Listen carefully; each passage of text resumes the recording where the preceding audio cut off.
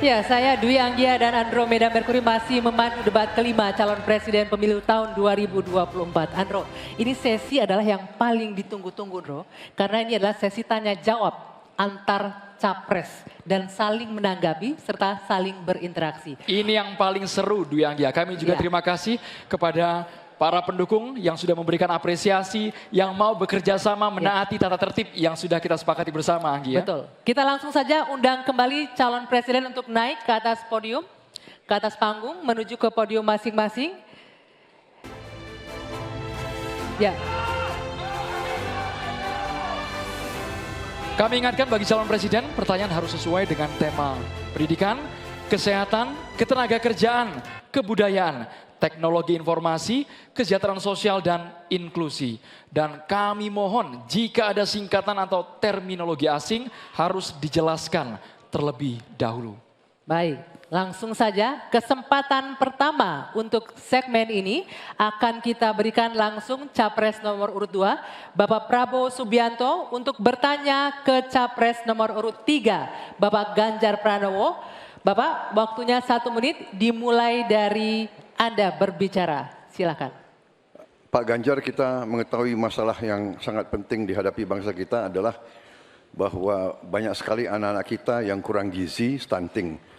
Saya ingin bertanya apakah Bapak setuju dengan gagasan saya untuk memberi makan bergizi untuk seluruh anak-anak Indonesia untuk mengatasi masalah stunting dan menghilangkan kemiskinan ekstrim dan juga mengurangi angka kematian ibu-ibu pada saat melahirkan. Terima kasih.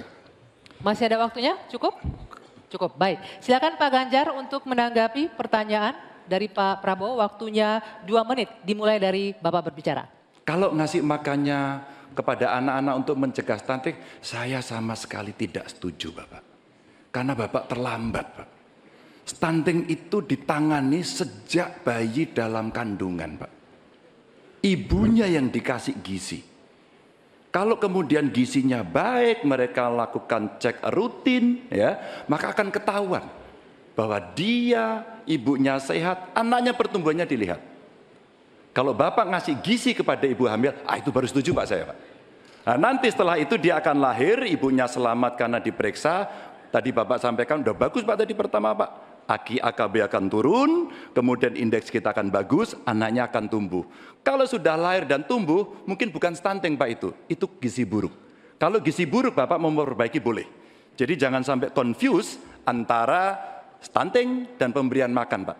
Jadi makannya jangan banyak-banyak, nanti kekenyangan. Jangan sampai nanti terjadi obesitas, ini lebih bahaya lagi nanti. Itu kira-kira yang bisa dilakukan, jadi mengatasi stunting sejak ibu hamil, bahkan bisa dicegah pada saat anak-anak kita mau menikah Pak. Periksa kesehatan si calon pengantin perempuan, laki-lakinya juga, maka dia siap menikah. Ya, maka jangan menikah dini. Baru hamil, periksa rutin, kasih gizi, insya Allah Pak, itu akan melahirkan bayi-bayi yang sehat, yang kuat, dan kemudian kalau itu kurang gizi, baru Bapak benar tadi Pak. Kasih gizi yang baik agar anak-anak tidak kurang gizi dan dia tumbuh cerdas. Mudah-mudahan menjawab ini Pak. Terima kasih Pak. Waktunya? Cukup. Cukup? Baik, silakan Pak Prabowo untuk menanggapi jawaban dari Pak Ganjar. Waktunya 1 menit dimulai dari Bapak berbicara. Sebetulnya yang saya sampaikan ya persis itu. Jadi kita belum. Kita beri program kita beri makan ibu yang sedang hamil. Kita beri bantuan gizi ibu yang sedang hamil karena dia mengandung 9 bulan. Tapi memang stunting itu karena kurang gizi, Pak Ganjar. Itu karena ibu dan karena dianya juga kurang gizi, dia stunting. Dan itu terjadi di seluruh bagian dari Indonesia yang saya ketemukan anak-anak umur 10 tahun, badannya seperti anak umur 4 tahun. Jadi kita harus intervensi, kita harus kasih bantuan makan, dan juga ini mengurangi kemiskinan. Karena banyak sekali rakyat kita yang penghasilannya hanya 1 juta rupiah sebulan. Jadi kalau tidak dibantu makan anak-anaknya sangat berat hidupnya. Terima kasih. Ya, cukup waktunya ya. Baik, selanjutnya kami persilakan Pak Ganjar untuk menanggapi jawaban dari paslon nomor 2. Waktunya 1 menit, silakan dari sekarang. Jadi maksudnya Bapak mengkoreksi pertanyaan Bapak ke saya ya tadi ya? Tidak. Pak? Oh tidak? Oke. Bapak setuju atau tidak dengan Pak Prabowo, makan siang? mohon ditahan. Saya izinkan kok nggak Berbicara apa-apa, di waktunya biar kita saja nanti. berdebat. Karena Silakan. beliau tidak mengoreksi, saya ingatkan aja pertanyaannya. Bapak mau kasih makan untuk mencegah stunting buat anak-anak. Terlambat Pak itu. Maka saya sampaikan Pak, kalau Bapak mau mencegah stunting Pak, sekali lagi Pak, perhatikan proses menikah Pak. Mulai dari mereka remaja ya, dan kemudian Bapak mesti lihat Pak, perempuan Indonesia, remaja Indonesia itu sebagian besar anemia Pak. Perhatikan itu dulu. Kalau itu sudah, maka dia menikah, perhatikan usianya. 19 tahun usia hari ini adalah menjadi ukuran di mana mereka akan sehat secara mental dan secara fisik. Kalau itu sudah Pak, diperiksakan semua ke dokter, ke rumah sakit dan rutin, itu akan terjaga dengan gizi yang baik yang ada di sana. Itu pendapat saya. Cukup. Waktunya habis Bapak. Terima kasih Pak Ganjar. Mohon tenang hadirin sekalian. Sekarang kita ke calon presiden nomor urut 1. Maksud kami nomor urut 3, Bapak Ganjar Pranowo. Bertanya ke calon presiden nomor urut 1, Bapak Anies Baswedan. Waktu Pak Ganjar 1 menit dimulai saat Bapak berbicara. Pak Anies, lagi rame kita mau tanya soal bansos. Karena menurut saya bansos ini adalah kewajiban negara dan rakyat berhak mendapatkannya. Tapi kita punya problem. Karena banyak klaim yang diberikan seolah-olah ini bantuan orang per orang atau kelompok. Padahal kita masih punya. Ada data yang tidak valid, ada cara penyampaian yang tidak benar, ada protes yang kemudian tidak terverifikasi atau terrespon dengan baik.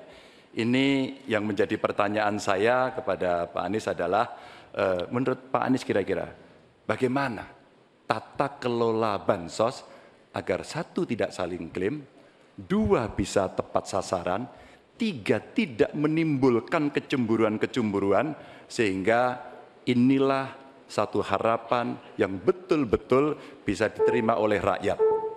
Silakan. Masih ada waktu Bapak? Cukup. Kami persilakan calon presiden nomor urut 1, Bapak Anies Baswedan, menjawab pertanyaan yang disampaikan oleh calon presiden nomor urut 3, Bapak Ganjar Pranowo. Waktu Bapak Anies 2 menit dimulai saat Bapak berbicara. Ya, terima kasih Pak Ganjar. Pertama, kita harus menyadari bahwa yang disebut sebagai bansos adalah bantuan untuk si penerima, bukan bantuan untuk si pemberi. Karenanya, dia diberikan sesuai dengan kebutuhan si penerima. Kalau penerimanya membutuhkan bulan ini, ya diberi bulan ini. Kalau dibutuhkannya 3 bulan lagi, ya 3 bulan lagi. Tidak usah dirapel semuanya. Okay? Dijadikan sebagai sesuai kebutuhan. Yang nomor 1, yang itulah yang disebut sebagai bansos tanpa pamrih. Kemudian yang kedua, pemberian bansos ini harus tepat sasaran. Artinya diberikan melalui pendataan yang baik, informasi data itu harus akurat, dan mekanisme pemberiannya melalui jalur birokrasi. Bukan dibagikan di pinggir jalan, tapi dibagikan langsung di lokasi menggunakan siapa jalur birokrasi.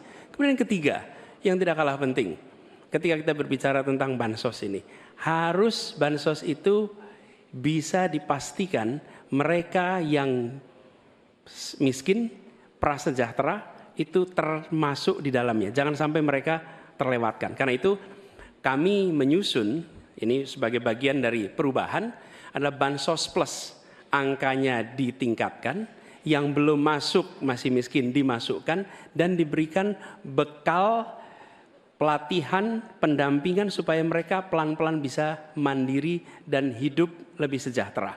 Jadi kami melihat ketika sampai kepada bansos, bansos ini adalah atas nama negara. Ketika saya bertugas di Jakarta, semua paket bansos di kerdusnya diberikan label dibiayai APBD DKI Jakarta, bukan dari gubernur, dari uang rakyat lewat APBD DKI Jakarta. Jelas posisinya. Selanjutnya kami mohon kepada calon presiden nomor 3, Bapak Ganjar Pranowo, menanggapi jawaban calon presiden nomor 1, Bapak Anies Baswedan. Waktu Bapak 1 menit dimulai saat Bapak berbicara. Terima kasih. Ya, kali ini pasti setuju dong. Karena proses logic thinkingnya adalah datanya diperbaiki. Ini yang pernah kita lakukan dan ketika kawan-kawan Kades sudah bersusah payah diberikan ke atas, balik lagi pada data yang sama. Seolah-olah kita abai pada soal data ini sehingga betul-betul bansos yang diberikan yang rencananya tadi menurunkan kemiskinan, mengurangi gap, menurunkan kemiskinan oke ternyata. Tapi gap tidak. Berapapun besarnya gapnya tetap tinggi. Ini menarik dan kami punya data yang kita bisa baca dan tentu saja ini penting memang paradigma bansos sekali lagi ini betul-betul hak rakyat. Tugas negara dan pemerintah adalah memastikan itu bahwa ini adalah tepat sasaran dan tepat waktu. Tadi yang disampaikan betul. Dan kami berusul bantuannya ganti aja deh bantuan kesra karena tugas negara itu menciptakan keadilan sosial, bukan menciptakan bantuan sosial. Waktunya habis Bapak. Sekarang Bapak Anies Baswedan untuk langsung menanggapi jawaban dari Bapak Ganjar Pranowo. Waktu Bapak 1 menit dimulai saat Bapak berbicara. Mohon tenang hadirin sekalian. Ya, terima kasih Pak Ganjar. Dan yang dibutuhkan juga Pak Ganjar, kita harus mulai memikirkan opsi bahwa bantuan itu bisa berbentuk cash transfer, mengurangi potensi korupsi dalam pengadaan barang. Karena kita tahu pengadaan bantuan sosial itu pada satu sisi memang membantu, sisi lain ini memberikan usaha pada justru usaha-usaha raksasa karena yang diisikan di situ adalah produk-produk dari perusahaan-perusahaan raksasa. Dan ini yang menurut saya harus koreksi. Bila bantuan itu diberikan langsung dalam bentuk cash, ini salah satu yang perlu kita pertimbangkan. Mereka langsung gunakan sesuai dengan kebutuhannya. Lalu yang soal data. Data ini sesungguhnya bisa dikerjakan bersama-sama. Kami pernah lakukan di situ, pasti sama nih Pak Ganjar, berikan kepada RT, RW, mereka musyawarah mencocokkan siapa dalam daftar itu yang benar, siapa dalam daftar itu yang keliru. PKK, LMK, kemudian Karang Taruna, RT, RW, mereka bisa membantu. Datanya akurat, dananya dipakai sesuai kebutuhan. Makasih. Waktunya habis Bapak.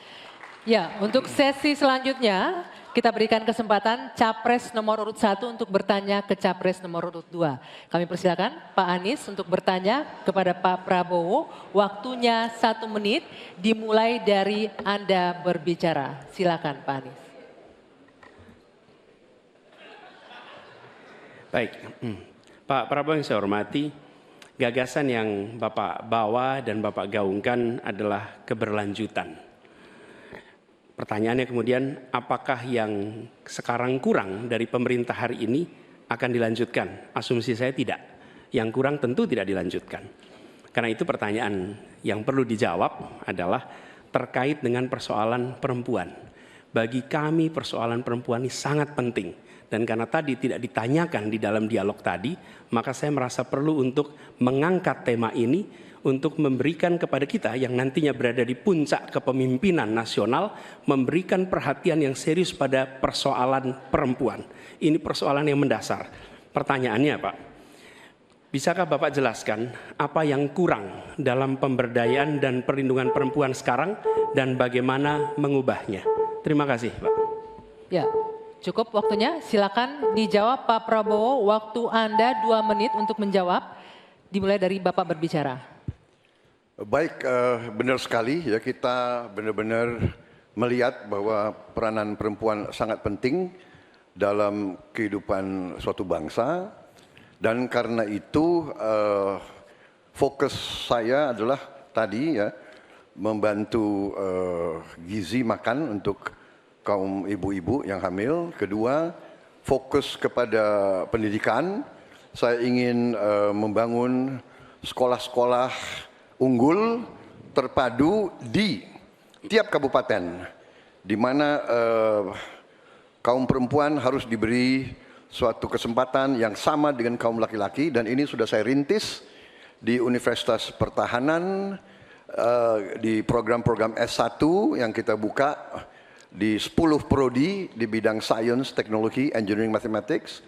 Ternyata proporsi perempuan sangat besar. Juga di Politeknik Vokasi di Atambua yang kita buka, justru perempuan lebih besar dari laki-laki di mahasiswa dan mahasiswinya. Jadi memang benar ini kita harus memberi kesempatan terutama melalui pendidikan dan pelayanan kesehatan. ini saya kira sangat-sangat penting. Kita harus kurangi secara drastis angka kematian ibu yang kita termasuk 10 negara tertinggi angka kematian ibu pada saat melahirkan. Jadi saya kira upaya-upaya untuk kesetaraan gender sangat penting. Juga di bidang politik kita melihat kaum perempuan sudah sangat mengambil peran yang sangat menonjol, dan saya akan mendorong peranan itu di pemerintah yang saya pimpin kalau saya dipilih. Terima kasih. Waktunya habis. Saya berikan kesempatan untuk Pak Anies menanggapi jawaban dari Capres nomor urut 2. Waktunya 1 menit. Silakan dimulai dari Bapak berbicara. Ya, terima kasih Pak Prabowo. Tapi mohon maaf, nampaknya Bapak belum menjawab pertanyaan kami. Karena pertanyaan adalah tentang perlindungan perempuan, yang permasalahan apa dan bagaimana mengubahnya. Mohon nanti sesudah ini mungkin bisa dielaborasi soal perlindungannya. Kami melihat ada 3 hal ketika bicara itu. 1, perlindungan. Karena kita menyaksikan jumlah kekerasan pada perempuan luar biasa banyak, tinggi. Catatannya ada 3,2 juta kasus selama 8 tahun terakhir ini. Itu yang tercatat, itu yang terlaporkan.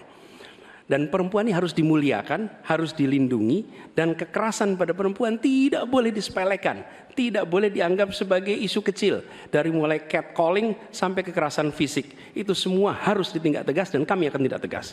Kemudian yang kedua, kesetaraan. Yang sekarang bekerja dibangunkan daycare, sehingga bagi ibu yang mempunyai anak bisa ada tempatnya. Yang ketiga, kesejahteraan. Perempuan harus punya upah yang setara dengan laki-laki. Itu kira-kira Pak. Terima kasih. Baik, kami berikan kesempatan Pak Prabowo menanggapi respon dari Pak Anies tadi. Waktunya 1 menit, dimulai dari Bapak berbicara. Tadi Pak Anies kurang tegas membicarakan masalah kekerasan terhadap perempuan dan perlindungan. Oh, kita harus tegakkan hukum. Dalam perlindungan masalah-masalah itu kita tegakkan hukum. Dan itu harus kita tegakkan dengan sekeras-kerasnya. Dan itu sudah menurut saya aksiomatis. Tanpa kita berpikir panjang, memang itu kita harus lindungi seluruh rakyat kita, apalagi kaum perempuan dari segala bentuk penindasan, kekerasan, eksploitasi, human trafficking, dan sebagainya. Jadi saya sangat-sangat mendorong penegakan hukum yang sekuat-kuatnya dan bantuan kepada lembaga-lembaga event non pemerintah, NGO-NGO yang bergerak di bidang perlindungan kaum perempuan. Saya sendiri aktif menyelamatkan kaum perempuan yang bekerja di luar negeri dari tindakan-tindakan kekerasan seperti itu. Terima kasih. Baik. Terima kasih. Hadirin sekalian, sekarang waktunya Bapak Ibu di sini untuk memberikan apresiasi kepada para calon presiden yang telah memasuki sesi tanya jawab dan saling menanggapi. Kami persilakan Bapak Ibu untuk memberikan apresiasi setinggi-tingginya kepada para calon presiden. Sesi tanya jawab antara calon presiden Anggi masih terus berlanjut. Betul sesaat sekali. lagi ya. Ya, kita akan lanjutkan usai jeda. Tetaplah di debat kelima calon presiden pemilu tahun 2024.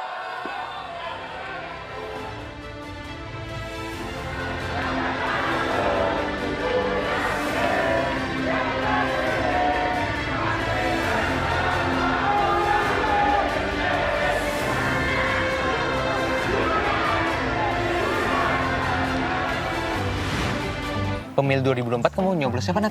Gak tahu deh, aku nyoblos apa enggak ya? Emang suaraku ada pengaruh gitu? Suara pemilih pemula kayak kita ini berpengaruh loh. Nah makanya kamu jangan sampai golput. Kita harus berprestasi dalam pemilu 2024. Generasi Z kayak kita ini menentukan masa depan bangsa. Anak muda membangun bangsa. Memilih gak keren.